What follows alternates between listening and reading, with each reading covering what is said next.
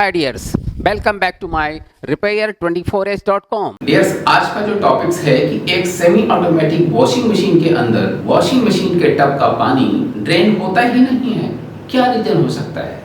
देखते हैं वीडियोस। अगर वॉशिंग मशीन का वॉश टब में भरा हुआ पानी अगर ड्रेन नहीं होता है या कि इनके ड्रेन आउटलेट से आने वाला पानी बिल्कुल भी ना निकल रहा हो, यहाँ तक कि वॉशिंग मशीन का ड्रेन सेलेक्टर नॉब ड्रेन पे रखने के बावजूद भी इनके पानी ड्रेन नहीं होते हैं, तो उसको चेक करने के लिए तो वॉशिंग मशीन के पीछे यहाँ पर इनके ड्रेन एल्बो अगर ये उठते नहीं हैं तो वॉश टब के अंदर से आने वाला पानी इस वॉल के थ्रू ड्रेन नहीं हो पाता है। तो अगर ये ड्रेन के एल्बो ऊपर नहीं उठेंगे तो इस वॉश टब के अंदर का पानी इनकी ड्रेन लाइन के थ्रू इस वॉल्व से होते हुए इसकी आउटलेट ड्रेन पाइप के थ्रू इनके ड्रेन आउटलेट से ड्रेन नहीं हो पाएंगे। तो उसके लिए हमें इन वॉल्व से लगी हुई जो डोरी यहाँ पर होती है, ये ड्रेन वॉल की डोरी वॉशिंग मशीन के कंट्रोल पैनल के ड्रेन नॉब से होते हुए इनके ड्रेन एल्बो को यहाँ पर ये डोरी कुछ यहाँ पर इस तरह से इनके ड्रेन वॉल एल्बो को ये एंकर कनेक्ट होते हैं। तो पानी ड्रेन ना होने का रीजन है कि अगर ये नायलॉन की डोरी अगर इसे चूहे काट देते हैं या कि इस वॉल का स्प्रिंग टेंशन ज्यादा होने से टूट भी जाते हैं।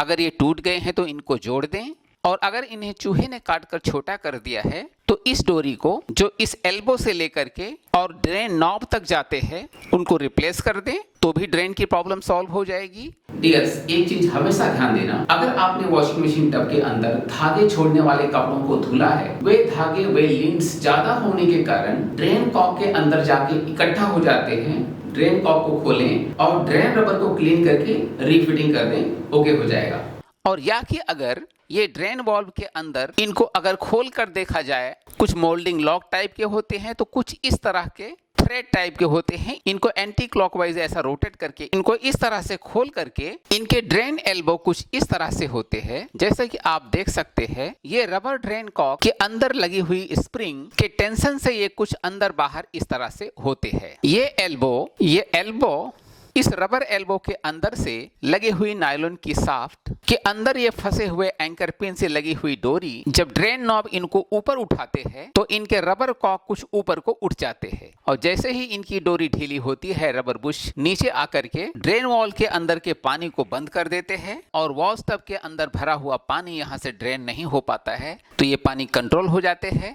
जैसे ही हम ड्रेन नॉब को घुमाते हैं तो इनके एल्बो ऊपर उठते हैं और पानी ड्रेन होने लगते हैं। तो अगर इनके अंदर के रबर्स की इनको टेंशन देकर फैलाने वाले अगर ये स्प्रिंग ज्यादा दिनों तक भीगे रहने से सड़ जाते हैं, अक्सर सड़ भी जाते हैं, तो ये ड्रेन रबर कॉक फैले के फैले ही रह जाते हैं और इनमें श्रिंकनेस यानी सिकुड़न ना आने से इनके ड्रेन वॉल के अंदर ये रबर कॉक पानी को ब्लॉक कर देते हैं और यहाँ से पानी नीचे को ड्रेन नहीं हो पाते हैं, जिससे वॉल के अंदर से पानी इनकी ड्रेन लाइन के थ्रू ड्रेन नहीं हो पाते हैं। तो इस ड्रेन रबर को इसको चेंज करने का तरीका है, आप इनके एंकर पिन को निकालें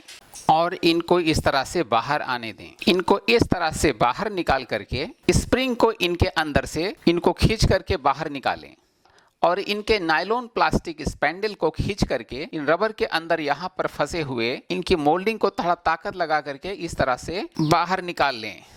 जब आप इस असेंबली सेट को खरीद कर लाते हैं नया, तो इनको इसमें फिटिंग का तरीका है कि इस रबर असेंबली को इस प्लास्टिक स्पैंडल को इनके अंदर घुसा दें और इस तरह से इनको पहनाएं इनमें। जब ये स्पैंडल इनके यहाँ तक पहुंच जाएं तब समझो ये फिटिंग हो चुके हैं और फिर इनके स्पैंडल के अंदर इनको इस तरह से घुसा दें। अब ये इस तरह से तैयार हो चुके हैं। जो अलग अलग कंपनी की वॉशिंग मशीन में अलग अलग मॉडल में अलग अलग इनकी फिटिंग और इनके टाइप्स होते हैं, और अब इनके वॉल थ्रेड कैप के अंदर तो इस मशीन के स्पैंडल और रबर कुछ डिफरेंट हैं, और इनके स्पैंडल के अंदर से स्प्रिंग को बिठा करके और फिर इनके ड्रेन कैप को अब हम इनको ड्रेन वॉल के अंदर इनके थ्रेड को टाइट कर देंगे, और या कि अगर लॉक टाइप के हैं तो उनमें फंसाते हुए हम उनको लॉक करके और उनके स्क्रू को भी लगा देंगे और इनको टाइट कर दें और फिर इनके एंकर पिन को फंसा दें। तो वॉशिंग मशीन का ड्रेन नॉब ड्रेन पर डालने से ड्रेन वॉल के स्पेंडल ऊपर को खींचने लगते हैं, जिससे वॉशिंग मशीन के अंदर का पानी इस ड्रेन वॉल के थ्रू ड्रेन होने लगता है।